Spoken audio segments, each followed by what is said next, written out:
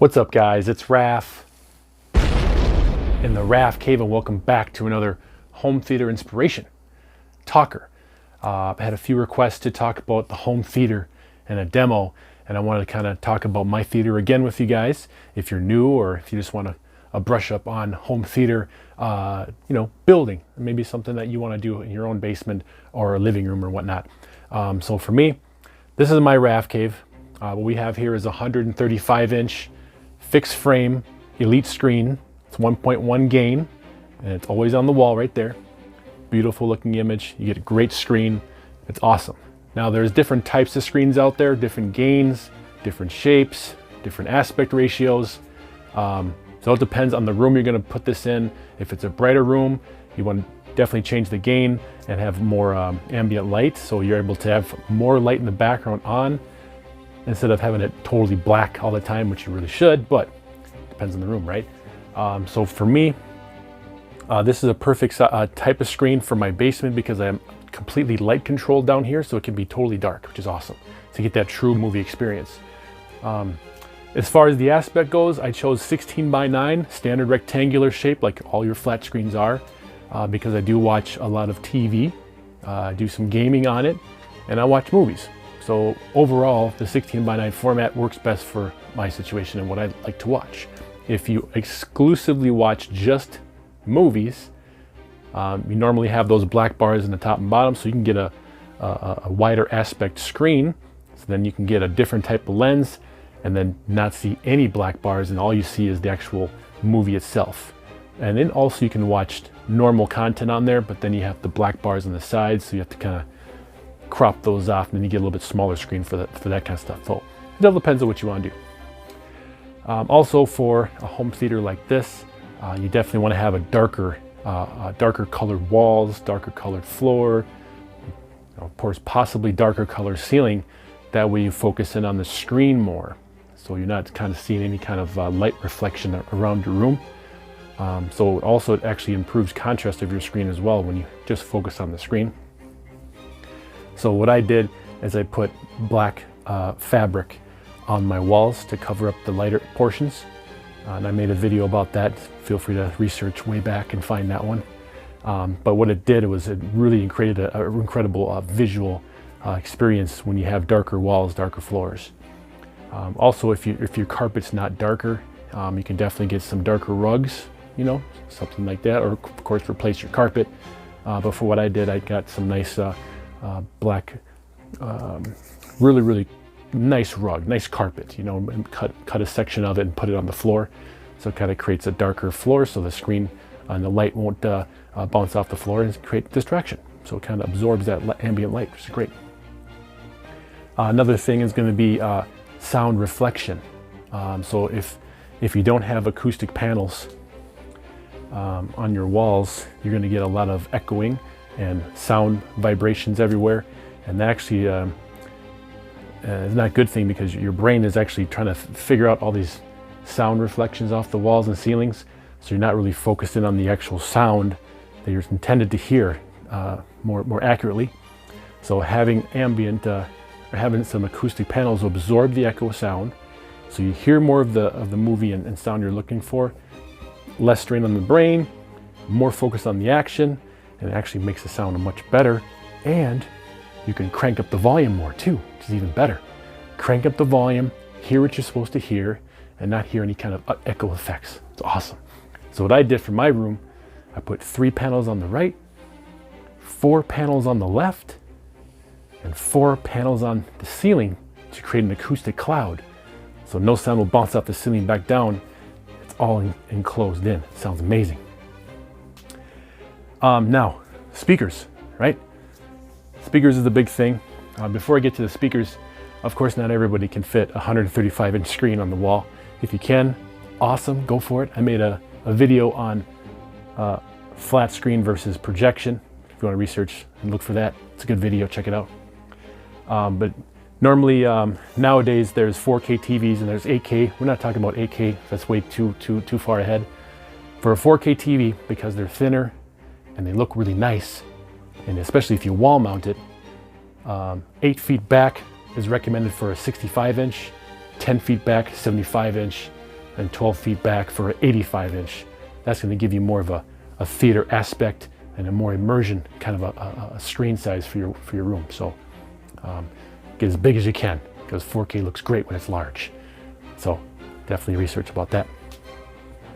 Now for sound, well, before I get to sound, picture, panels are a whole other thing, guys. So there's backlit panels, edge-lit panels, and OLED. That's a whole nother subject. But we're talking about theater, right? So for a theater room, you want to get as big a size as you possibly can. That's why I went projection. Now for good image on the screen, the projector is very important. What I have is a Sony native 4K. It's the 295 ES projector.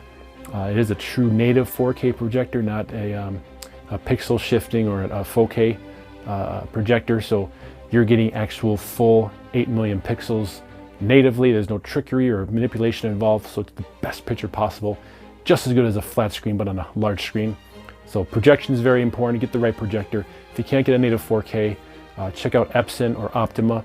I've had both of those projectors and they're awesome for a good half the price, budget friendly, All right, let's get into sound. So sound is very, very important, guys. Without good sound, you're not going to get that full experience of the movie. It's not going to sound as good. You're going to miss out on all the action. You're going to miss out on all the emotion. You definitely want good audio. I recommend, and my philosophy is, get the audio first, get the display second. Audio will always be great for many years. My Klipsch reference speakers I've had for 10 years. They sound just as good as day one. An incredible investment. I'm so glad I got them.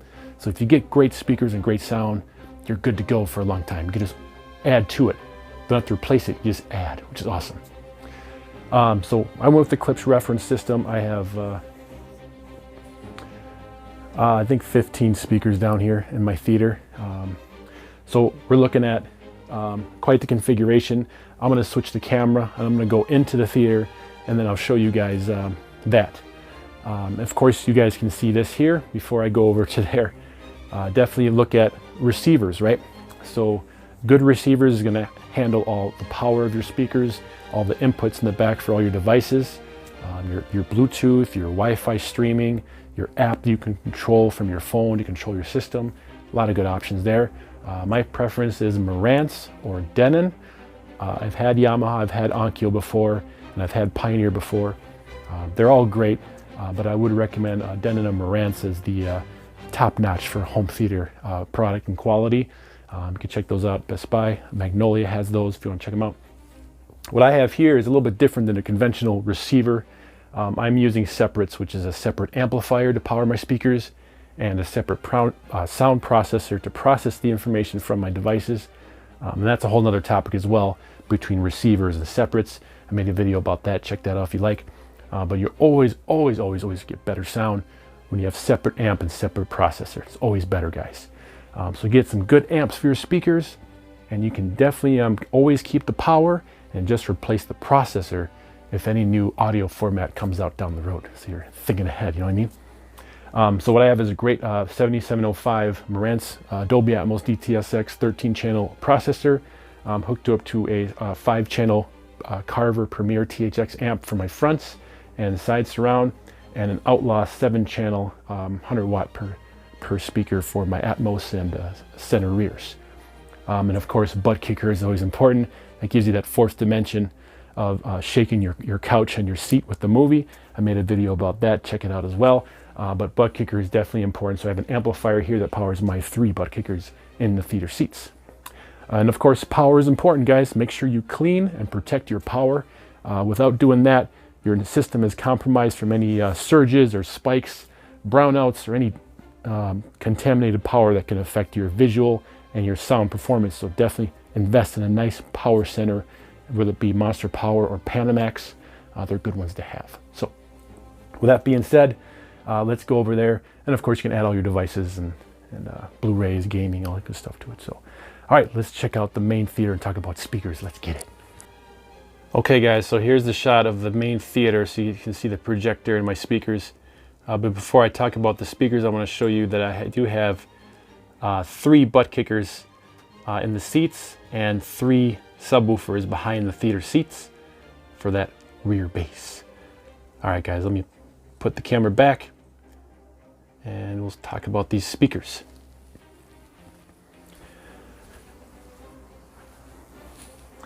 All right, guys, so as you see here, this is the main layout of the theater.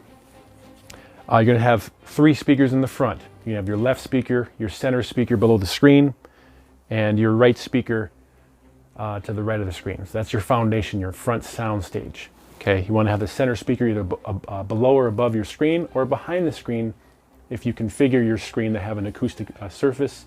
So that way you can pass the audio through the screen. I didn't do that myself. I don't have the space for it. So that's a whole nother topic as well. But you have left, center, and right. That's your front. And now your surround sound is either going to be on the side of the room, and the left or right side of your listening position. You want to have it at ear level or above.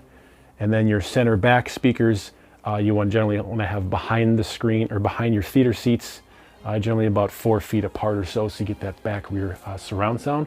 So that kind of envelops you as far as surround goes. You hear all those effects on the side and around and behind you. So now with Dolby Atmos, that kind of changes the game a little bit. Now my side and ceiling center rears are more elevated because there wasn't Dolby Atmos height channels when I moved into the house, so they're permanent, so they're not moving. But ideally though, if you can, and if you're going to go Dolby Atmos, keep the center rears behind you, kind of in behind, and in your side surrounds you want to have more ear level on the side of the room. That way you'll enhance the Atmos sound even further. So that's the ideal configuration. But talking about Atmos now, you can generally do 2 to 3 pairs of Atmos speakers. I did 2 sets, so I configured it to be top front and top rear. There is a top middle if you want as well, so it just depends on where you're putting the speakers. For me, I mounted my Atmos speakers on the ceiling itself. I was fortunate enough to get Klipsch speakers that have dual keyholes in the back of the speaker, that I was able to put a screw in the ceiling and then attach the speakers to the ceiling without having to get conventional circular speakers and cut holes in the ceiling. So that's actually worked out pretty well for me. Otherwise, if you want to get some Atmos, you can go ceiling speakers. So 3 ways to do it. Top front is going to be more generally in the front of the room. Top middle is going to be above your seating position, and your top rear is going to be more behind your position. So since I already have kind of top center rears, I wasn't able to do the top rear Atmos. So I did top middle, top front. That's what I kind of did for me. Top rear and top front, that's what I did. So that's going to give you the true 3-dimensional audio, adding Dolby Atmos. Now, if you can't do ceiling speakers or can't attach speakers to your ceiling, then you can do the up-firing modules, and they're just little Atmos caps, speakers that you can put on top of your front speakers, which creates a bounce effect off the ceiling back down to your listening position. So if you can do that, it's definitely better than not having anything at all. Or you can mount the Atmos speakers above your front speakers, top corner up top there. So you get some kind of overhead effect. So what's great about all these new receivers now is they have a microphone, a calibration mic that you put on your couch, and it'll actually measure the distances and the volume levels of all your speakers. So that way you get kind of an effect of Atmos without pulling ceiling speakers above you, right? Now, subwoofer is very important, right? Without good subs or good bass, you're not going to feel that rumble of the dinosaur or that explosion from that bomb or whatnot. So subwoofer is very important. I would recommend at least 2 subwoofers. Reason why you want to do 2 is you want to balance out the bass. That way there's no dead zones or lulls in your bass. You can kind of experience bass throughout your area without having one great seat and then one not so good seat, right? Having good balance of your bass, everyone has an enjoyable experience. So for what I did for my situation is I put 2 subs on the side. So one side sub, one right sub there. So they're in the front, kind of creating a bass in the front here. And then I put the 3 subs behind the seats so I can create a big, nice bass bubble around where I'm sitting. I love it. It's awesome. And of course, with the microphone, it'll balance out the bass. And there's also tons of different measurements to get your bass tweaked just right. So there's lots of ways to do it. But for what I did is front bass and rear bass for my seats.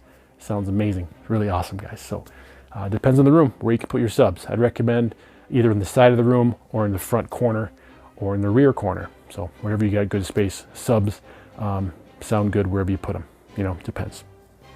There's other videos about too, doing the bass crawl and all these things. But experiment with bass. It's always important. You just put it in one spot, listen to it, move it to another spot, listen to it.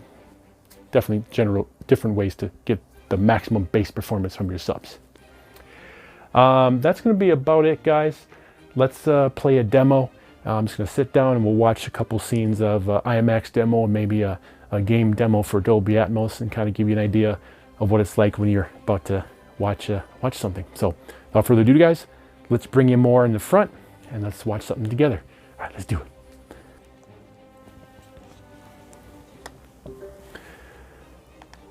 All right, let's watch this first demo of IMAX Infinite Worlds.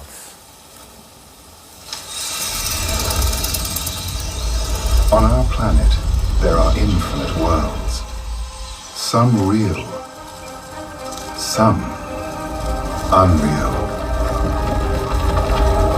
Why live in just one when you can immerse yourself in the richness of others? Worlds that will break your heart. Worlds that will put it back together.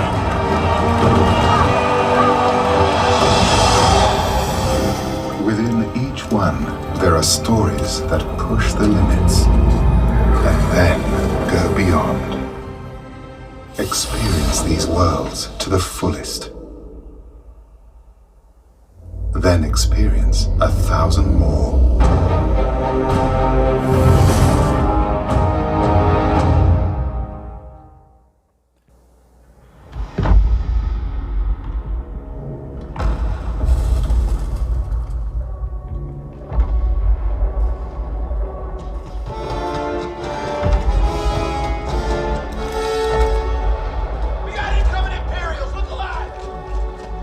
Gaming is so fun on this projector too.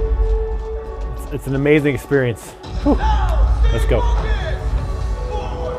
Don't let a walker reach the base.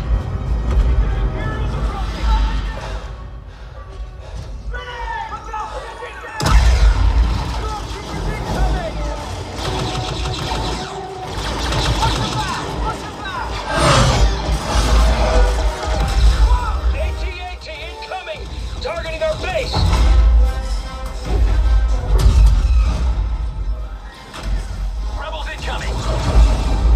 Have activated the uplink. Move on that position.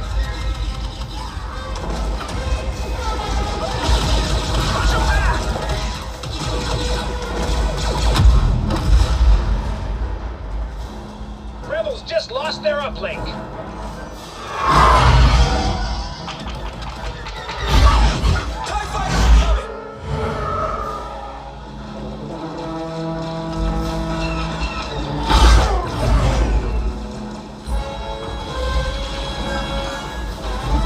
Bombers can't help us unless we protect the uplink.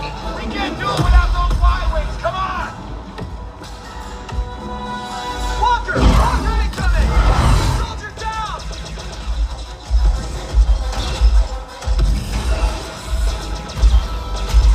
Alright, guys, let's move up!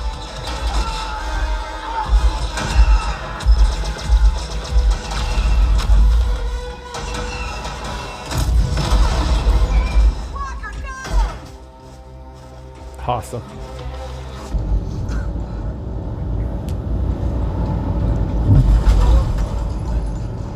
This is Overlord. It's the beginning scene of the drop. It's definitely demo worthy.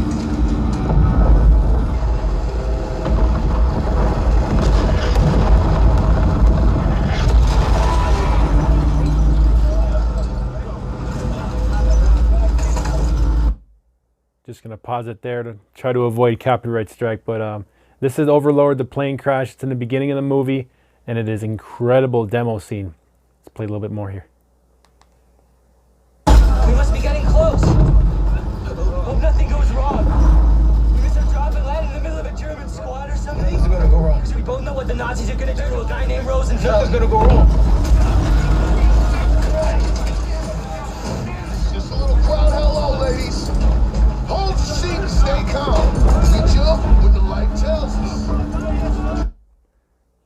This is in 4K and HDR.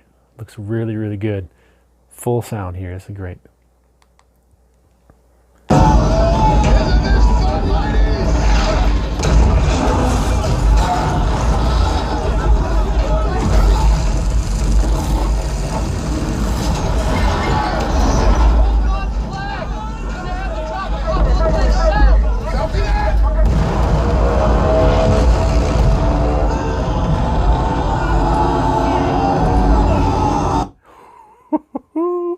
Man, I couldn't imagine I'd pee on my pants, man, if I was them.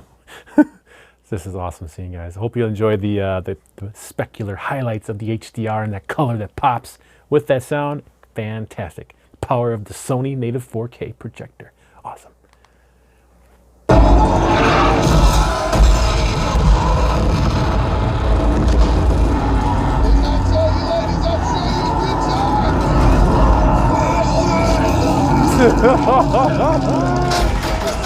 Oh God.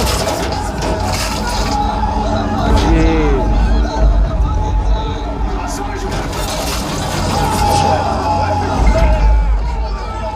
Damn, dude's getting blasted, man. Holy cow. All right, about 30 more seconds, guys.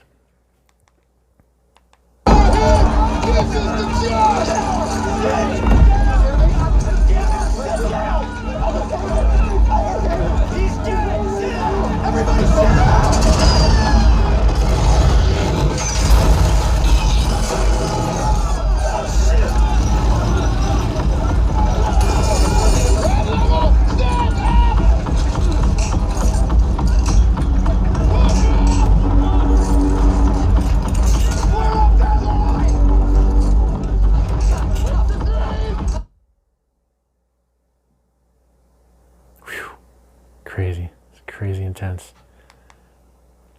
See you on the ground! I'll be right back. Jacob! I'll be right back.